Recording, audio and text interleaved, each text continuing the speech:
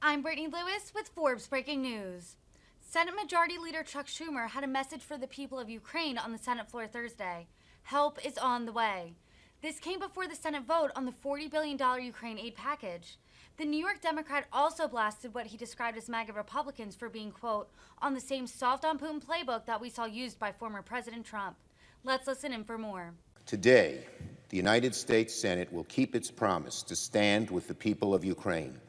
In a few moments, we will begin voting to finally pass $40 billion in military, economic, and humanitarian aid that President Biden has called on Congress to approve. This is a large package, and it will meet the large needs of the Ukrainian people as they fight for their survival.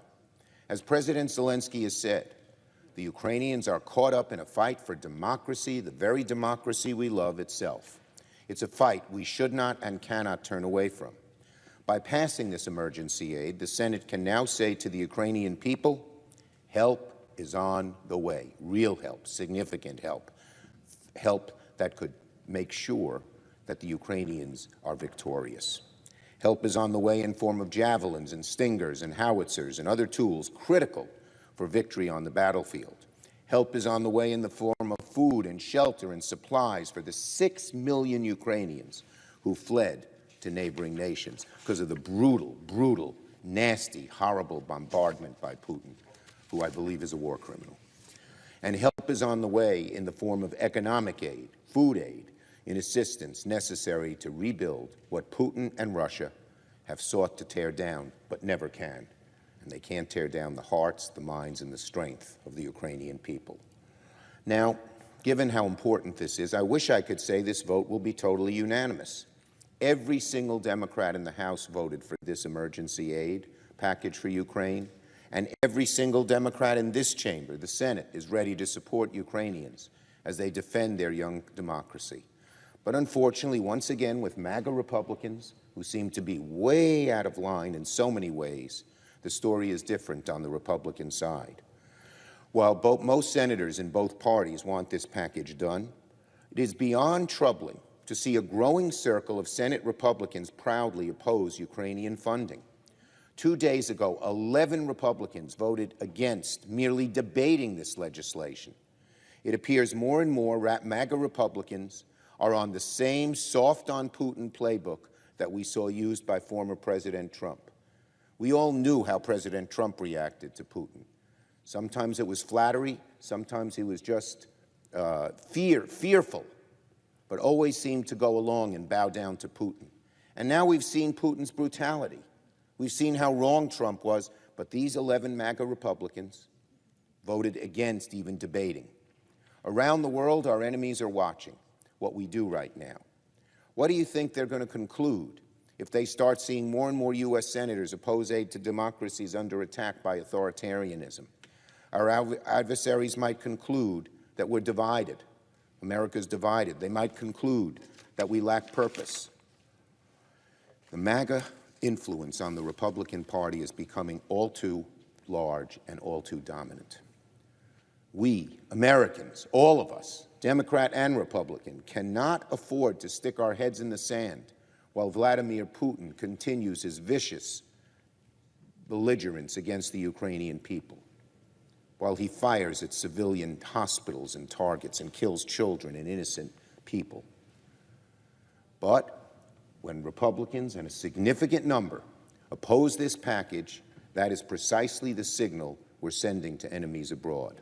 Still, I'm glad for the most part that this chamber is united in supporting Ukraine. And I'm also glad, Mr. President, that yesterday, on the same day that American diplomats and Marines raised stars and stripes over the American embassy in Kyiv, this chamber unanimously voted Bridget Brink as U.S. ambassador to Ukraine.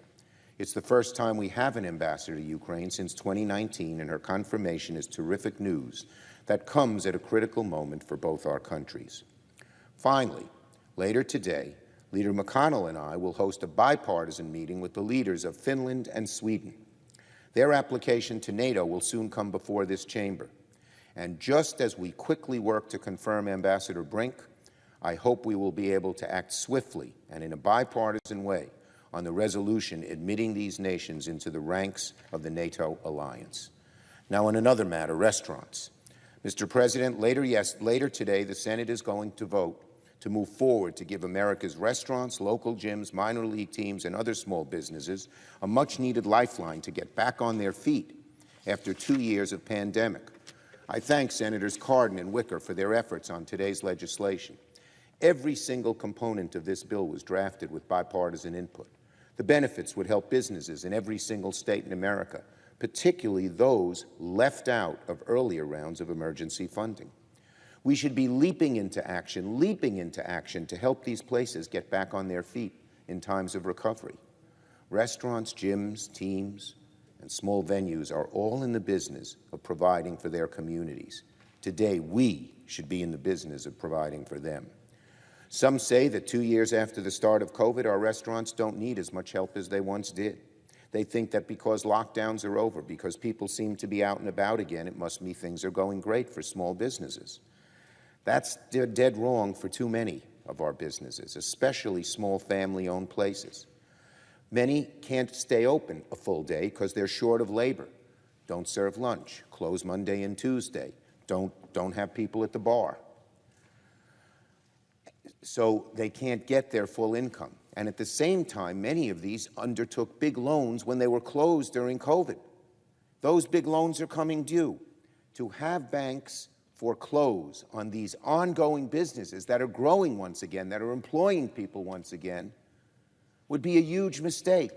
This bill is a lifeline to prevent that from happening and keep jobs coming in and keep prosperity coming in. So, that is true for restaurants, it's true for other businesses. And we must pass this legislation to keep these vital parts of America's economy and America's social and community life going. When minor league teams close, entire towns have fewer options for coming together. When theaters can't open because businesses they rely on close down, it disintegrates the fabric of our communities. Restaurants, gyms, sports venues, theaters, these are places where Americans have always come together and they still need our help. I urge all of us who have heard from small business owners imploring us to take action to support moving forward on today's bill. And once again, I thank my colleagues Cardin and Wicker for their work. Now on domestic terrorism. Mr. President, my home state of New York, as everyone knows, is still grieving from the horrendous violence that took place in Buffalo Saturday. The people I met in Buffalo on Tuesday are with me almost every moment. The families, the survivors, the community. It was the worst shooting in Buffalo's history. 10 innocent people killed, all of them Black Americans. What happened in Buffalo was clearly an act of domestic terrorism. Terrorism fed from the madness of conspiracy theories like white replacement theory, which is increasingly finding a home with MAGA Republicans and cable networks like Fox News. Yesterday, I announced the Senate will move forward on legislation championed by Senator Durbin to fight back against the rise of domestic terrorism in America. In the light of the shooting in Buffalo, in the light of the rise of racist conspiracies like the Great Replacement, we, all of us, have an obligation to protect Americans by treating these incidents of violence like the terrorist acts they are. I hope that given everything that's happening across the country right now, our Republicans will join us to pass this bill swiftly. Taking a stand against white supremacy and domestic terrorism should be the easiest thing in the world. When any single community is targeted by racism, it affects every one of us. So we're going to take action next week on domestic terrorism legislation, and I hope both sides send an unmistakable message against the ascension of white supremacy that threatens the fabric of this nation. And one final note, Mr. President, on baby formula. Yesterday, President Biden invoked the Defense Production Act to respond to the shortage of baby formula that's hurting parents and caretakers of newborns across the country. The President's taking the issue seriously. Invoking the DPA was exactly the right response. I cannot imagine how hard this shortage is for families who have been impacted. There's already such a burden on a mother of a newborn child. We can't let this formula shortage be another stressor for mothers in this country. The Senate should likewise take action to help our nation's parents. Yesterday, the House passed a pair of bills to address the baby formula shortage, including one with over 400 votes that will make sure that parents who rely on the federal nutrition programs can continue to access baby formula in the face of supply chain shortages. I hope the Senate will pass both of these bills.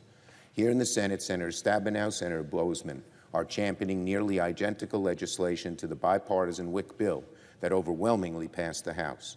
I hope the Senate can consider this bill immediately and send it to the President so we can send swift and tangible assistance to working parents feeling the brunt of this shortage.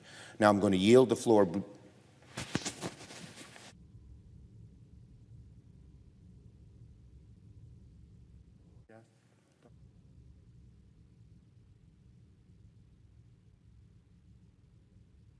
One additional very happy note.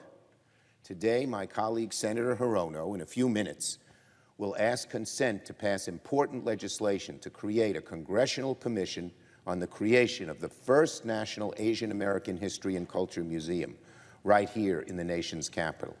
I am elated and thrilled to support bringing to the floor and voting for this long overdue step that will help establish one of the greatest museums dedicated solely to telling the story of Asian Americans throughout history. It's a story that's long overdue. Asian Americans from the country's founding have played a giant role in shaping our country.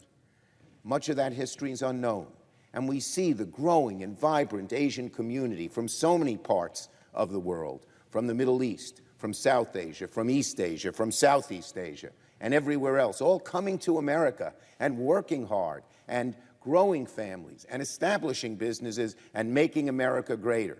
So the long history, with all the bigotry that we have seen and the increase in violence now on Asian Americans, we have to rebut the nasty view that some people have.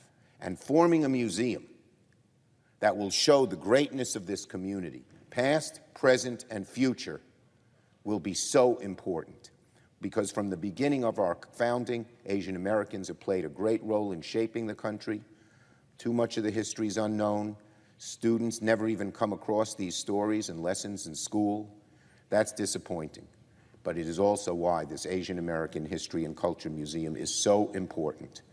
An Asian American History and Culture Museum would celebrate the achievements with all Americans in all the world and exalt our wonderful, growing, strong, beautiful Asian American community. I thank Senator Hirono for her work and yield the floor to her.